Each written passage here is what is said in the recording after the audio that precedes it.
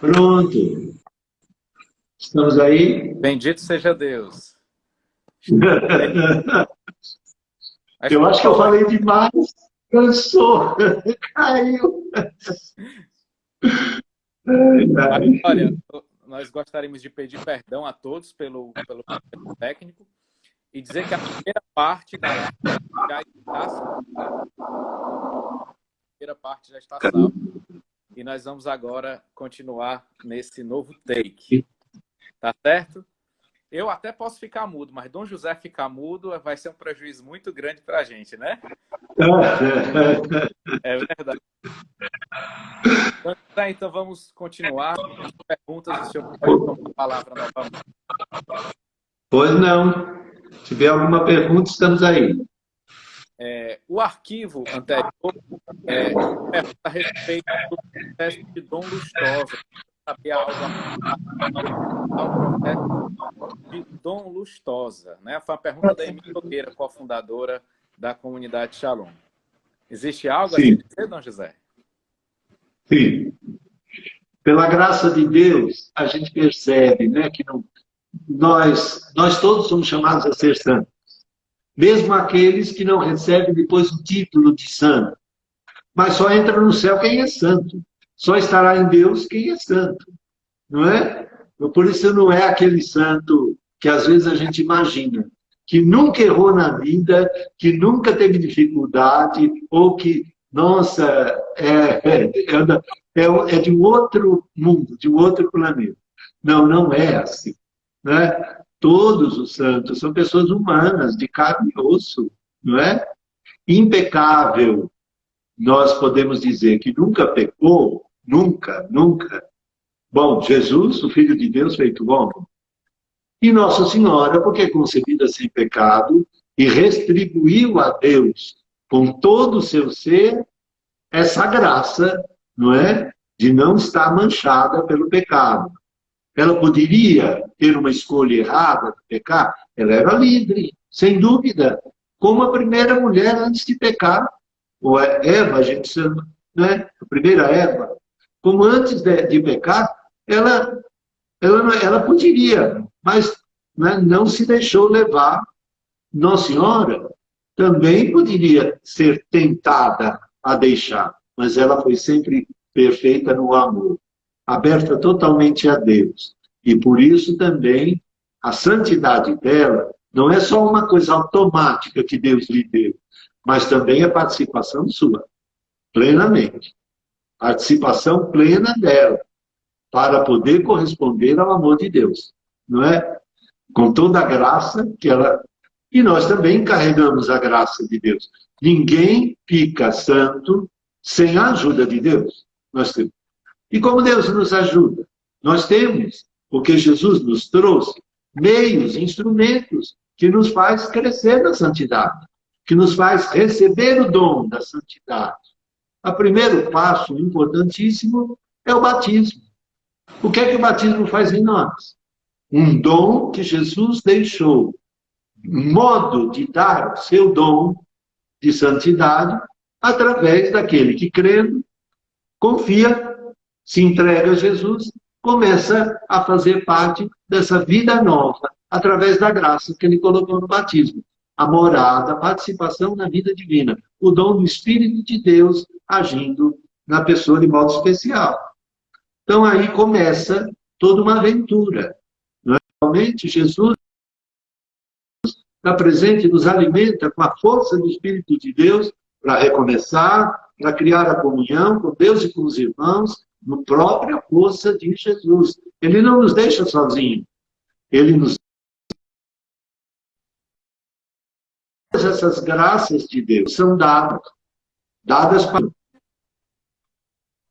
para a vida familiar, dadas para o serviço da comunidade, os sacramentos, sete sacramentos, dado na hora da enfermidade, da fraqueza, até da morte, para os enfermos.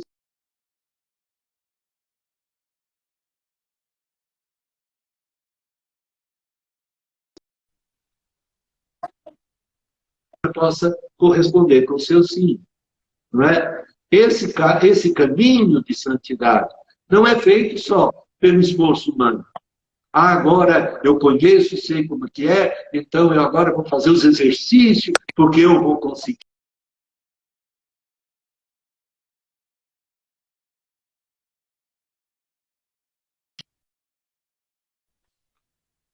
Não é? Uma coisa importante, de uma vez por todas, Jesus, Filho de Deus feito homem, perdoou os pecados da humanidade, uma vez por todas, com a sua morte na cruz, sua encarnação, sua morte, sua ressurreição. Ele perdoou todos os pecados do mundo. Agora, esse perdão que de Deus é a iniciativa da reconciliação, é acolhido pelas pessoas. Então, por isso é que ele nos deu instrumentos de podermos estar acolhendo o dom que ele dá. Não é que nós estamos merecendo o dom que ele dá. Estamos acolhendo o dom que ele dá. Se eu digo sim à fé, e eu professo a fé antes de receber o batismo, eu digo, eu aceito, eu creio, eu renuncio, eu creio, eu quero. É uma decisão pessoal, inteligente e livre. Eu digo, creio,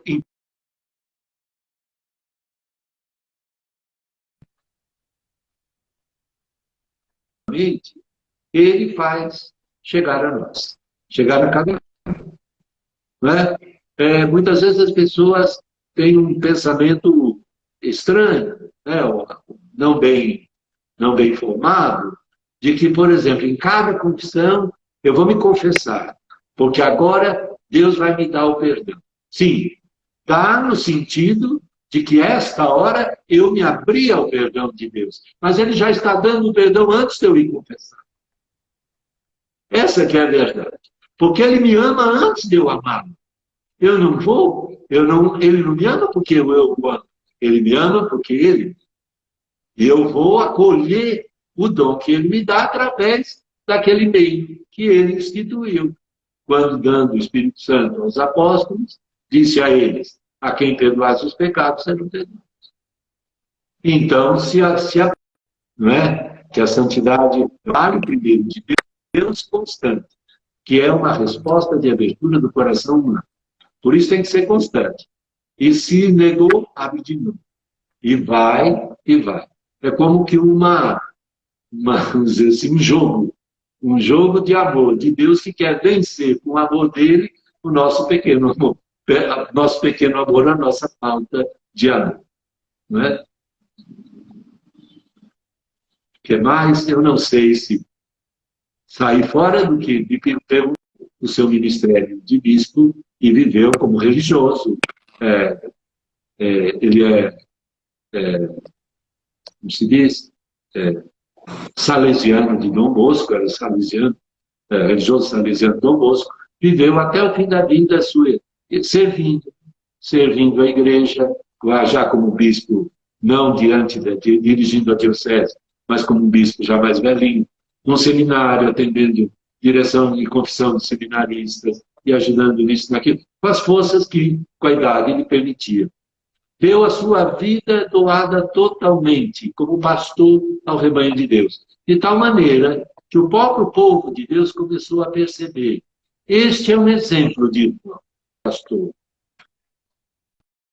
Por isso podemos que, estudando a sua vida, vendo os frutos da sua vida, possa oficialmente, não é, de declarar como um testemunho para a igreja inteira, no mundo inteiro, é um irmão santo.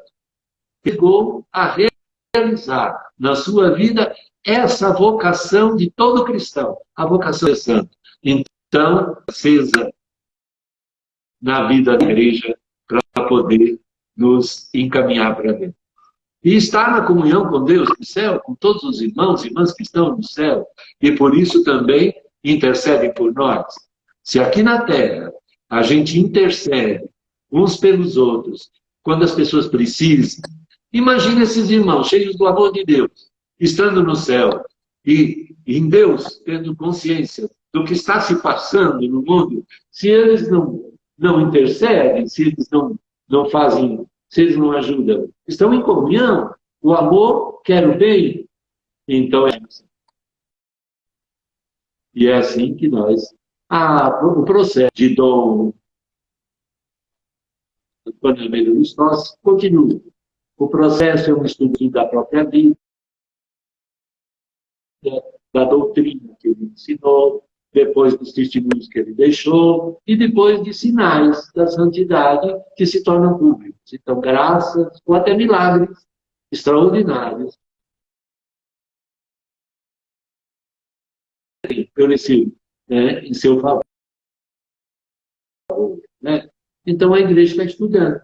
Na hora que tiver a vontade de Deus for que isso se declare, assim será. Né? Mas está em Roma, está, o processo já está lá. Está estudando a Congregação para a Causa dos Santos, a hora que...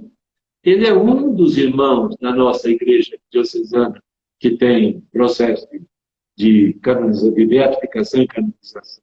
Tem outros, né, que estão também em processo. Né? Irmã Clemência, que é uma religiosa filha da caridade, que morou, trabalhou em Baturité, tem um processo também em caminho. Agora, ultimamente, está sendo aberto um processo para a dona Rosita Paiva, que foi a fundadora, com outras colegas, né, amigas, do Instituto Josefino, das Irmãs Josefinas. E existem outros irmãos nossos, irmãs, no Brasil inteiro, que existem o processo, quer dizer, o estudo, né, o discernimento sério da igreja para chegar a apresentar ao Papa, e o Papa depois dá essa autorização de que no mundo inteiro, ou em uma região, se é beatificação, é só numa região. Se é canonização, é no mundo inteiro, se possa apresentar à comunidade cristã esse exemplo de caminho, de santidade. Está por assim. E aí os outros santos novos estamos aqui nós, se Deus está querendo fabricar os novos. Por isso que o Brasil precisa de muitos santos, dizia o Papa João Paulo II, quando esteve aqui em 1980. O Brasil precisa de muitos santos, mas não é só os santos canonizados dos altares. O Brasil precisa de todos os seus filhos santos, porque Deus quer que todos sejam santos. E se Deus quiser, e a gente não atrapalhar, nós chegamos lá, não é? Deus fará com que nós possamos chegar.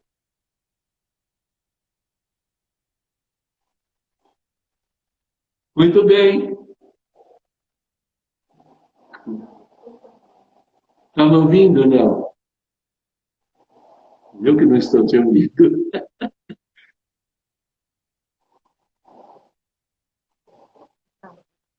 Eu não sei. Está me ouvindo?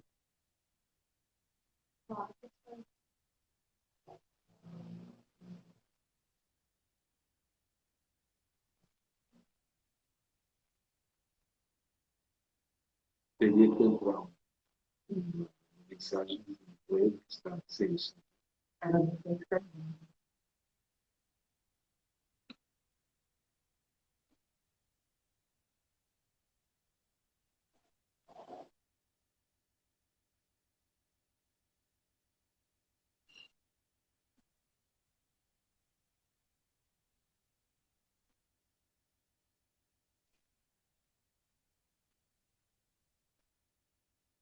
Eu estou cozinhando.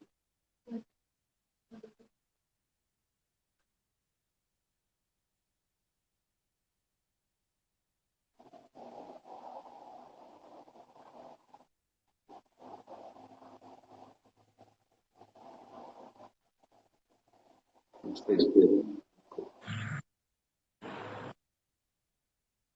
Nós não estamos te ouvindo aqui. Está esperando alguma coisa de mim? Tem alguma outra pergunta? Pode colocar no vídeo que a gente vai. Perguntaram aqui como crescer a vida de oração. Então, aqui uma pergunta que chegou é: como crescer na vida de oração? Bom, primeira coisa a gente tem que, para poder fazer a experiência de realmente oração, a gente precisa não se perder apenas no mundo exterior em que a gente vive. Né? Só para dar um exemplo a partir de uma parábola de Jesus. sobre o semeador. A palavra de Deus é que desperta em nós a oração. Faço uma comparação, eu primeiro, e depois vamos à palavra do semeador. Quando uma criança nasce, ela não sabe, ela não entende ainda que ela está se formando e não sabe falar. O que é que acontece para que a criança possa chegar ao momento e começar a entender e falar? Precisa que ela esteja junto e conviva com a mamãe, com o papai, com as outras pessoas, que mesmo sem ela entender e sem ela falar, converse com ela. Se fala com a criança, às vezes a mãe até do seu jeito carinhoso imita os sons, os grunhidos da criança, falando com ela, porque é como que um exercício de comunicação que está bem no início, mas está acontecendo. Com o passar do tempo, as coisas vão tomando nome para a criança. Ela vai começando a relacionar as coisas. E as palavras que são como sementes, que foram semeadas dentro dela, uma hora ou outra brotam para fora. E a criança repete a palavra. É ou mamãe, ou é papai, ou é água, ou é vovó, ou é alguma coisa assim. Começa a despertar a semente lançada, que continua a ser lançada. E que, à medida que o tempo passa, vai brotando cada vez mais. E isso nos acompanha a vida inteira até o fim. Porque mesmo adultos depois, coisas novas nós aprendemos, porque são semeadas dentro de nós. Nós não tiramos do nada. Elas vêm, se unem ao que a gente já conquistou, já tem, e tiramos conclusões novas, mas coisas novas sempre são. Jesus, quando contou a parábola do semeador, um dos aspectos a gente pode entender também esse. Diz que o semeador saiu semeando a semente. Quem é o semeador que está semeando? Ele mesmo. Ele está pregando ao povo. E ele percebe no meio do povo quem acolhe e quem não acolhe. Quem acolhe de um jeito e acolhe de outro. Ele vai percebendo isso. Porque também já no Antigo Testamento, Deus já tinha feito a mesma coisa. Deus estava fazendo já isso com o seu povo desde o princípio, semeando palavras. Se a gente para e pensa, o que é que Deus fez ao povo através de Moisés? Semeou palavras. O que faz depois através dos profetas? Semeia palavras. Jesus está ali com a palavra plena para semear a palavra de Deus, a semente de Deus. Então, é preciso receber essa semente para depois dar a resposta. A santidade sempre é a iniciativa de Deus. Sempre. E é a resposta que brota depois da iniciativa de Deus, como uma semente na pessoa. Jesus diz que semeando, o semeador foi jogando semente. Foi jogando. Uma parte caiu na beira da estrada. Vieram os pássaros, comeram, levaram embora. A outra parte caiu numa terra com pedra, muito superficial, muita pedra, mas tinha um pouco de terra. Né?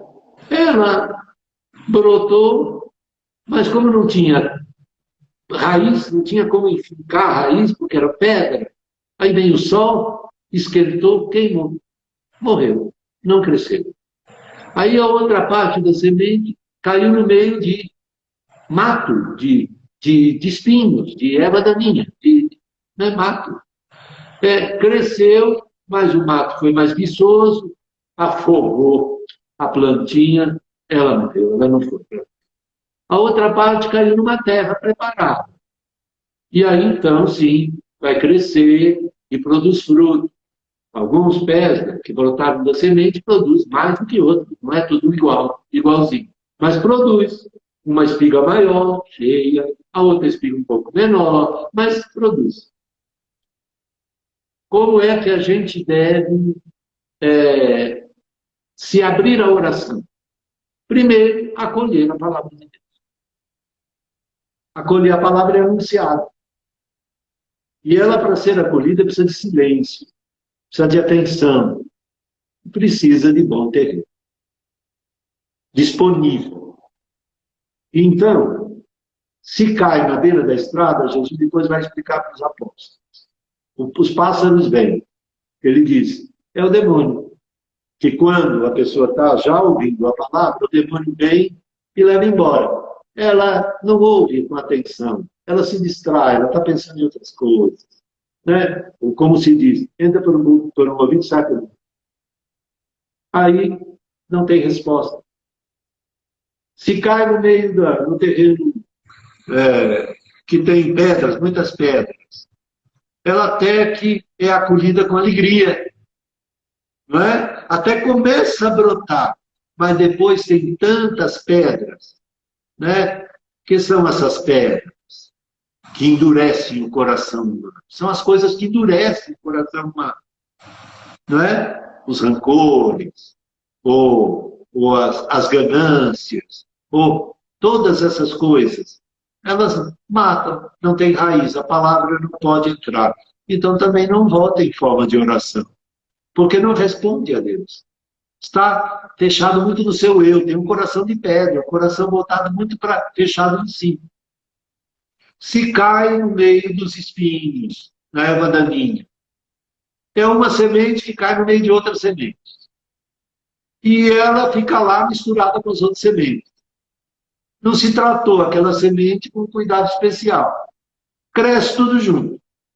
Aí aquelas outras que são muito numerosas afogam a boa semente.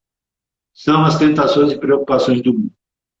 Se a gente não abre espaço também desse mato para poder acolher a palavra de Deus, também ela não brota. E então a resposta não vem. A palavra que foi semeada não sai em palavra da boca da gente. Não do pensamento, do coração. Mas onde cai um terreno bom, nesse terreno disposto e cultivado. Porque não basta jogar uma semente numa terra boa, mas esquecer a semente lá. Se eu não jogar água, se eu não cuidar, se depois o matinho começa a crescer e eu não limpo, não passo a limpa, ele não vai crescer. Então aí é preciso acolher a palavra de Deus no coração disposto e depois cultivar. A oração é assim. A gente tem que ter tempo para cultivar a oração. Não fazer oração de qualquer jeito, misturado com 1000 preocupações ao mesmo tempo. Tem que haver tranquilidade para poder a palavra de Deus produzir seu fruto no coração. Aí depois ela volta em forma de oração. Será sempre, sem dúvida, uma batalha. Porque nossa vida sobre a terra é uma batalha. E as sementes são jogadas também pelo inimigo. Existe uma outra parábola que, né, do trigo e do joio, né, que Jesus contou, que é o dono do campo mandou plantar, jogar sementes do trigo no campo preparado. Sim. Mas veio de noite o inimigo e semeou o joio. Aí, quando começou a crescer, a brotar, os empregados, os plantadores foram falar para o patrão, olha, está crescendo o joio junto com o trigo, nós vamos arrancar o joio. Aí o que é que o patrão disse? Então, calma, calma, porque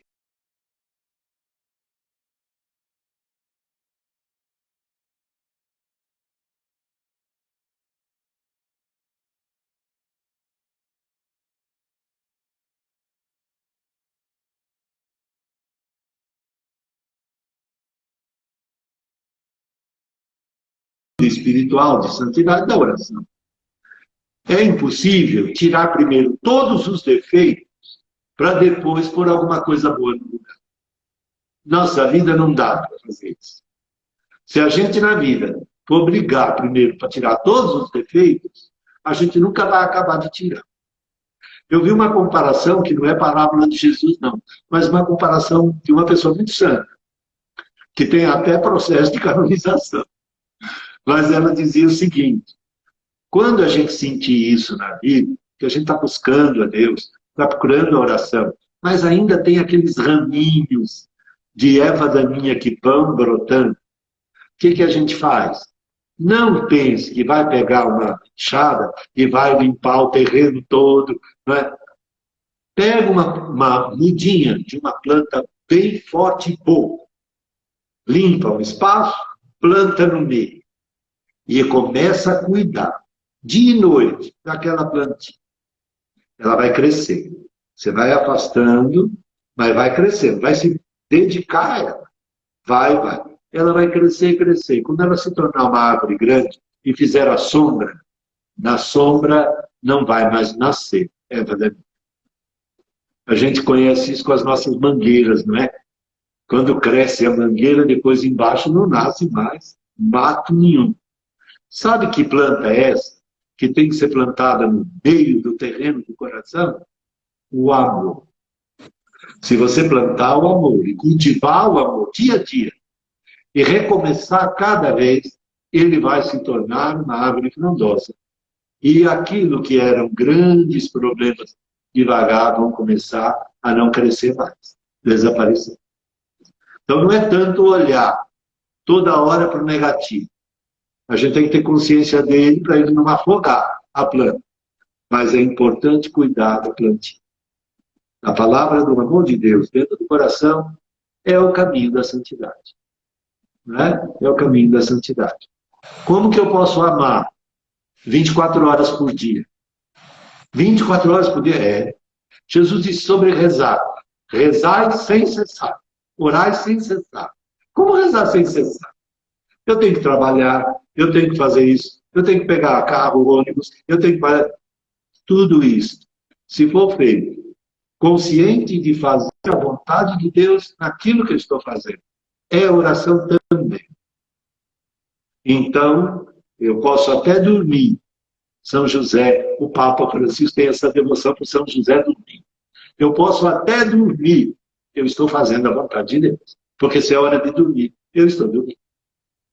Isso faz a plantinha da santidade, que é o amor, crescer. E aí, então, a oração, que é uma expressão da santidade, não é a única. Porque a oração vem junto com o amor concreto, os gestos, a vontade de Deus diferenciada de cada momento.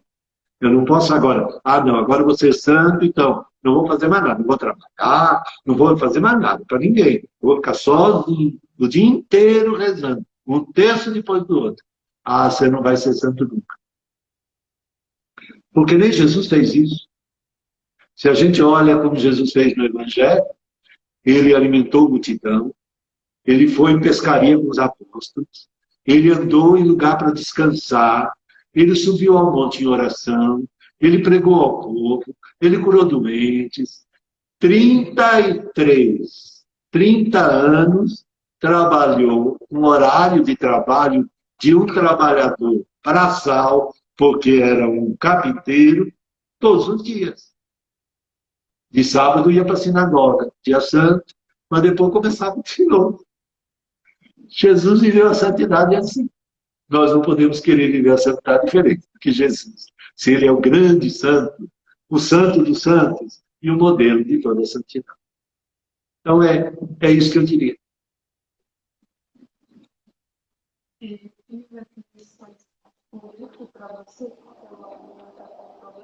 Sim. Bom.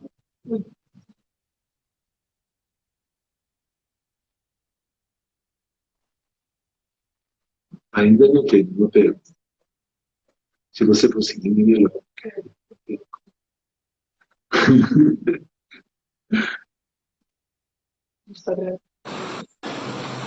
Mas nós agradecemos. Eu é que agradeço a oportunidade, entendeu? Tá certo, compreendemos. Vocês não estão podendo falar, mas a gente está lendo aqui, vendo. Vocês agradecem, eu agradeço mais ainda pela oportunidade de poder estar com vocês. Não é? Para nós, para mim, eu digo, acho que para vocês também.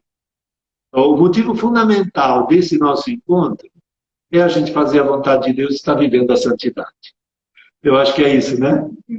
Então, vamos aí. Felicidades para todos. Um abraço. Deus abençoe e que acompanhe a todos. E como diz o Papa Francisco, a gente pode repetir, porque é um bom exemplo de meu irmão. Por favor, não se esqueça de rezar por mim. Obrigado. Entendeu? Encerrou?